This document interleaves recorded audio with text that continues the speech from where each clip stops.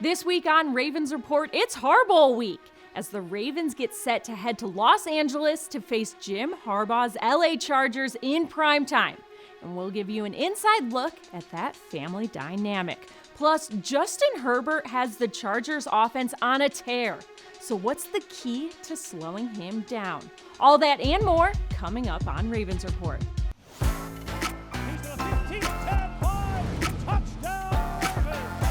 They are dancing in the aisles. Oh, what a scene we have at M&T.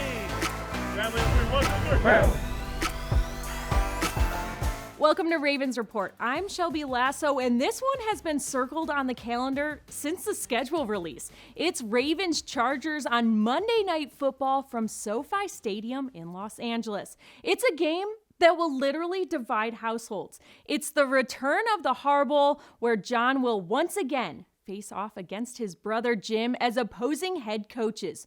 Both teams are firmly in the playoff mix. Both teams sit at second in their divisions with 7 wins, and both teams will be looking to gain ground in the playoff picture.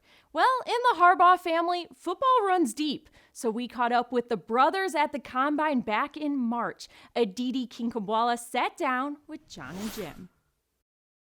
Why is coaching the family business? Because Dad did it. Because of Dwight Perry.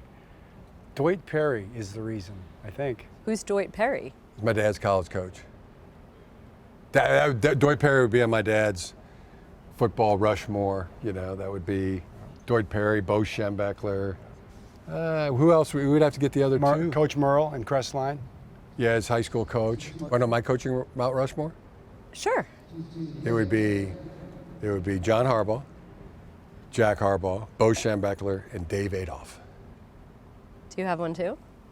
Jack Harbaugh, Jim Harbaugh, Tom Minnick, who was our Little League coach. Nice. Tom Minnick is definitely high Definitely, on there. Right definitely. There. Good call. 95. So let's pretend that we're in an imaginary world in the future. You've won more Super Bowls. You've won as many Super Bowls as you want. And you decide to coach together. And let's say John's the head coach. What role are you assigning Jim? Offensive coordinator, assistant head coach. Let's switch the other way. What role are you assigning John? No, that's the beauty of John. You know, he is. He could be the Jack of all trades. He could be the offensive coordinator. He could be the special teams coordinator, or he could be the defensive coordinator. He's coached tight ends. He's coached running back. He's coached outside linebackers. He's coached secondary. He's not saying my favorite. Maybe Jim, instead of being my offensive coordinator, should be my agent. You know, that's a very impressive resume right there. I'd be happy to. He's really, the most well-rounded coach of any I've ever met. And I've really tried to emulate your career in training my own son Jay. You know, he's been in video. He's been in the weight room.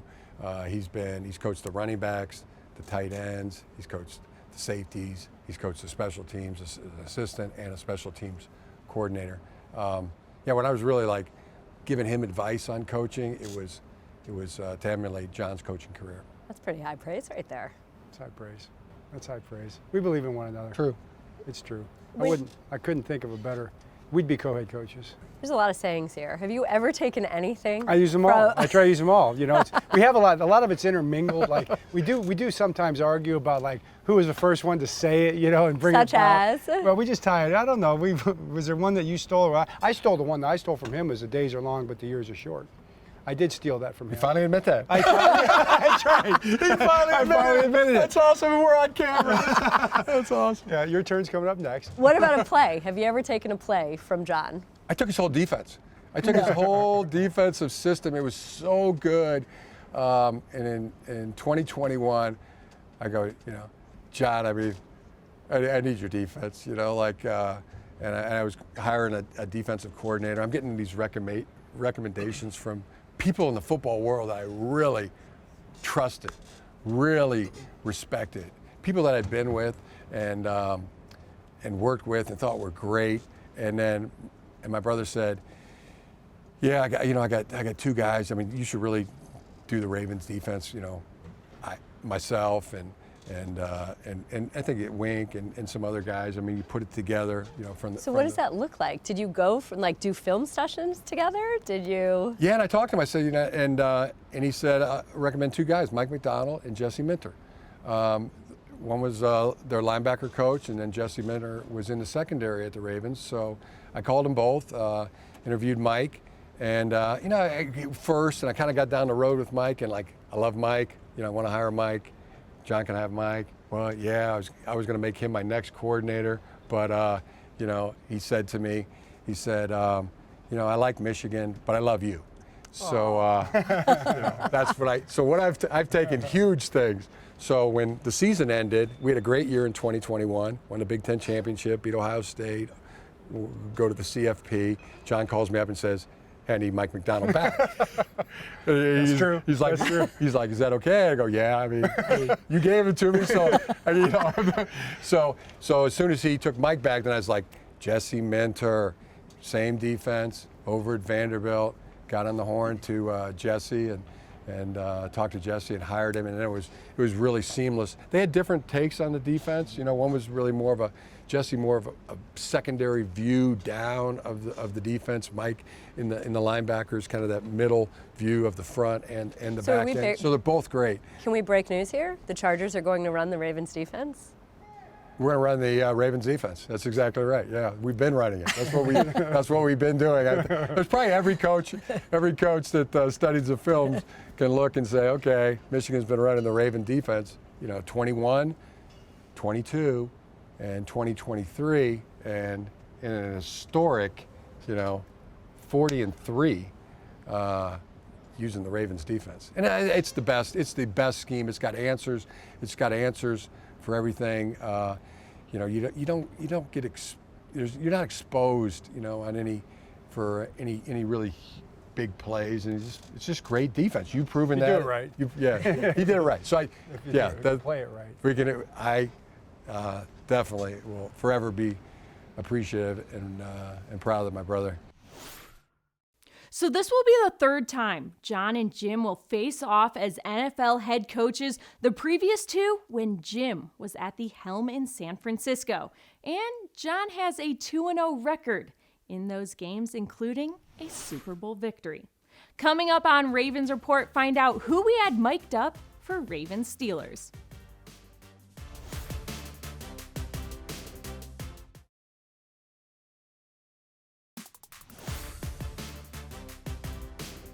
Ravens Report is brought to you by MedStar Health, the trusted medical team of the Baltimore Ravens and you. MedStar Health, it's how we treat people. And by M&T Bank, the official bank of the Baltimore Ravens. Welcome back to Ravens Report. Listen, the AFC North, not an easy place to play. I mean, winning on the road is a challenge for any NFL team, but in this division, the physicality, the fan bases, the passion makes it even tougher. The Ravens fought hard in Pittsburgh, but fell just short to the Steelers, 18-16. We had offensive lineman Patrick McCary mic'd up for the battle in the trenches on Ravens Wired.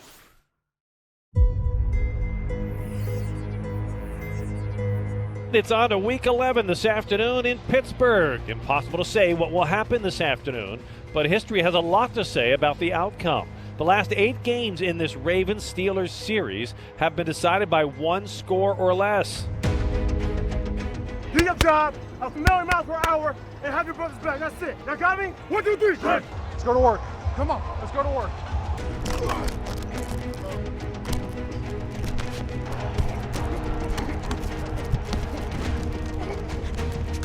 In what has been a wild back-and-forth game, wild in the unpredictable fashion. Who would have predicted the game would start with a Derrick Henry fumble? Who would have predicted the half would have ended with an Isaiah Likely fumble? Who would have predicted Justin Tucker would miss 2 field goal tries? But that is what we have today. Go to work. Come on. This is the drive.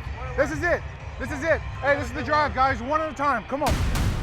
Gives it to Henry, off left tackle, big hole, he's to the Steeler 40. Minkah Fitzpatrick with a shoestring tackle from inside the 1. Gives it to Henry, straight ahead, the King hits, plows, and scores! And the Ravens strike for the first time this afternoon in Pittsburgh. Hey, way to overcome. Way to overcome. run the ball. Hey, that was the plan, and we did it. Let's go. You know how I do it, man. Rival game, man. We good. I believe, we had a lot of slow starts. If anything, a lot of penalties, 3 turnovers, stuff like that we can't have in these type of games. This environment, knowing it's a divisional game, that's still a Raven rivalry. It's the one who have more possession of the ball and keeping it safe. And we didn't do a good job at that. They haven't played great. They got to make some adjustments. They got to go out there and play really good football in the second half. They can go out there and play their best game in the second half. They can get a victory. But you can't shoot yourself in the foot with turnovers, and you can't shoot yourself in the foot with penalties. All right, let's go to work.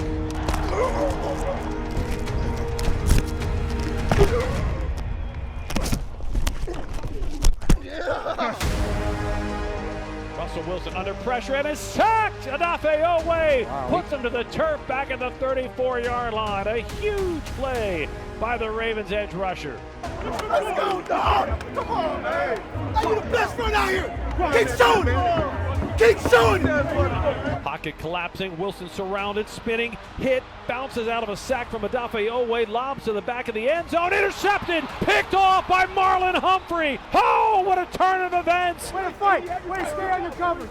Way to stay on your coverage. Way to make a grab. Nice. One at a time. Big drive here.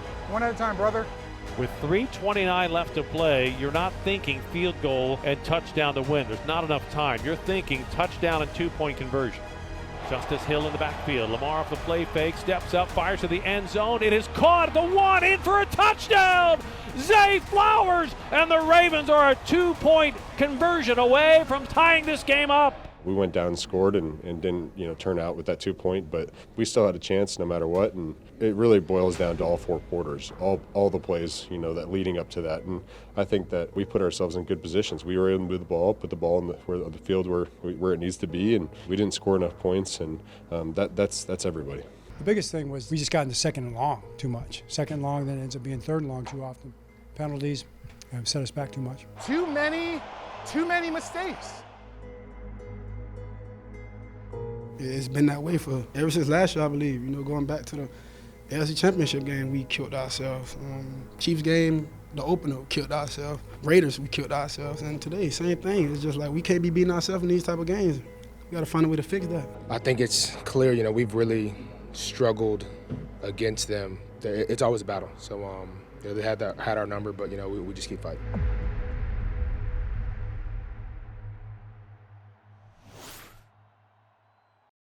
It was a strong defensive performance in Pittsburgh that kept the Ravens in the game.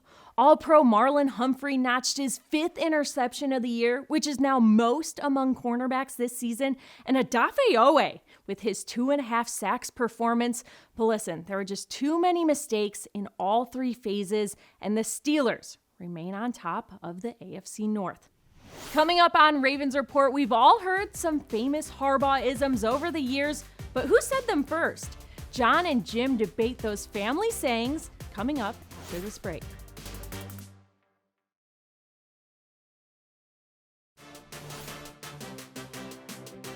Welcome back to Ravens Report. It's an important Week 12 game between the Ravens and the Chargers in Los Angeles with playoff implications for both teams. And the Ravens look to keep pace with the division-leading Steelers. Well, as families prepare to come together to feast for Thanksgiving next week, brothers John and Jim Harbaugh will be setting the table on Monday night with this exciting matchup out west in California.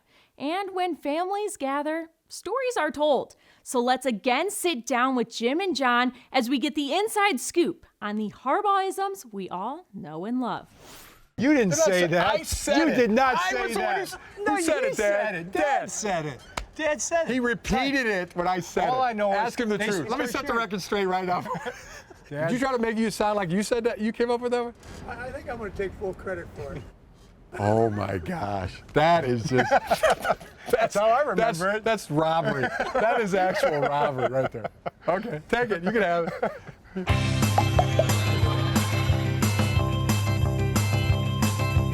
Hey, he'll have it. I got nothing. I'm drawing blank right now. There's so many. There's so many that I've used of yours. I'm drawing a blank. So many.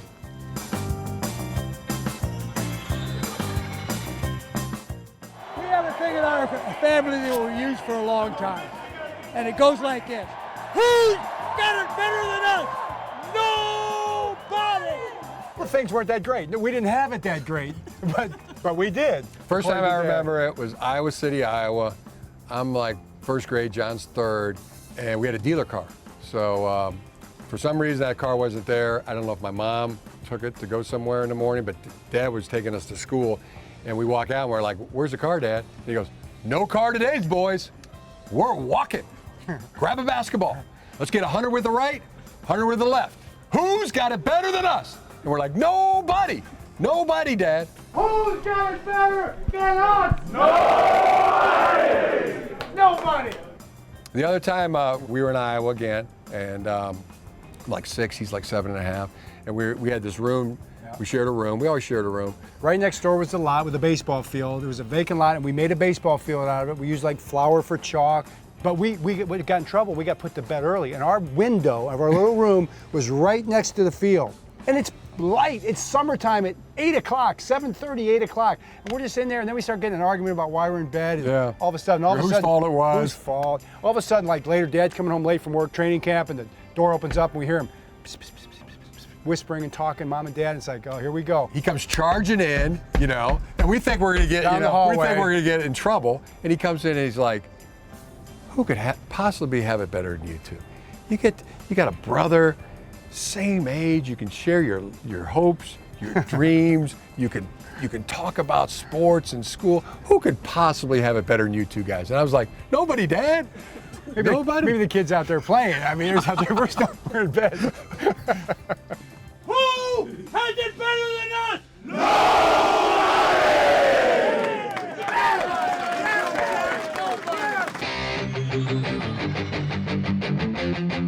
As this man says, attack each day with an enthusiasm unknown to mankind. First time I heard that, we were in Iowa City again. He was dropping us off at school, and we were in the back seat. Just Cold. little guys. Winter, cold, no heater. Yeah. Remember, the car didn't have a heater. Well, that's the car that eventually wasn't there that day. It just ran out. I think it lived a long life. A good life. Life was ended.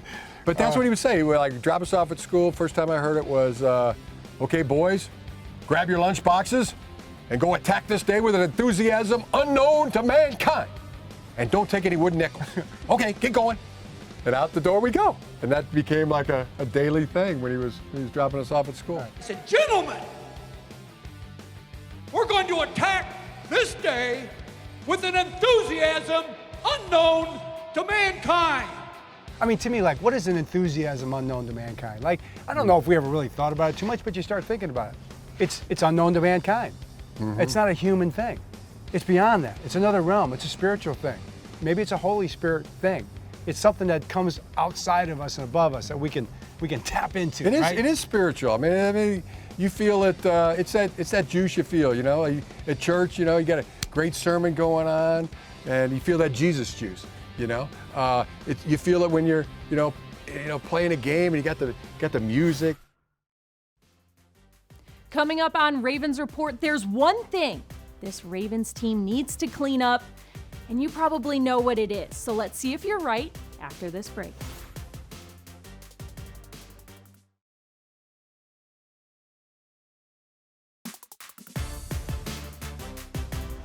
Welcome back to Ravens Report. The Ravens return to primetime this week in California on Monday night for the Harbaugh. And listen, the vibes are high right now in LA.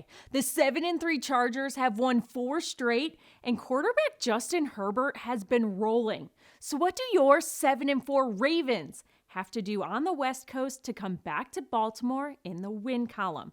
Well, let's address the elephant in the room right off the top. The Ravens need to clean it up on both sides of the ball. Entering Week 12, Baltimore is the most penalized team in the NFL. 92 penalties and nearly 800 penalty yards so far this season. Last week alone, the Ravens committed 12 penalties for 80 yards. And that was a game that was decided by just 2 points. After Sunday's game, Tyler Linderbaum said the biggest thing in winning football games is taking care of the football and limiting penalties. And that was the difference in Pittsburgh. Now, if this Ravens offense can limit those penalties and get off to a hot start in LA, that's a train that is hard to stop. In their last 2 games, the Ravens only had 7 points going into halftime, so I want to see them get on the board early in this one, roll into halftime with a lead, and finish in the second half. The Chargers defense leads the league in points allowed per game, but the Ravens are the best in the NFL when it comes to red zone touchdown percentage. And capitalizing in the red zone is going to be important because this Chargers potent offense, they'll punish teams that settle for 3 points. Well, speaking of that Chargers offense, Justin Herbert has been thriving in the air game, and he hasn't made a ton of mistakes. As a matter of fact, he hasn't thrown an interception since week 2, and that was his only pick this season. Entering week 12, the Ravens have allowed the most passing yards in the NFL, but last week against the Steelers was a step in the right direction for Zach Orr's unit. The Ravens did not surrender a touchdown in Pittsburgh, and I'd love to see them build off that performance in LA. And listen, that starts with the Ravens' defensive front keeping Justin Herbert contained. In his first 6 games this season, Herbert had just 34 rushing yards total. But in his last 4 games, he's had nearly 150 rushing yards. He's another quarterback that's dangerous on the move, so if the Ravens defense can apply pressure, limit what Justin can do, and force quick decisions, it will make the Chargers one-dimensional and potentially lead to some mistakes. So it's a battle of AFC playoff contenders in primetime with 2 brothers going head-to-head and a lot of familiar faces in LA. But if the Ravens can play a clean game in Cali, we can all enjoy our holiday week a little more. Have a safe and blessed Thanksgiving, and we'll see you again next week.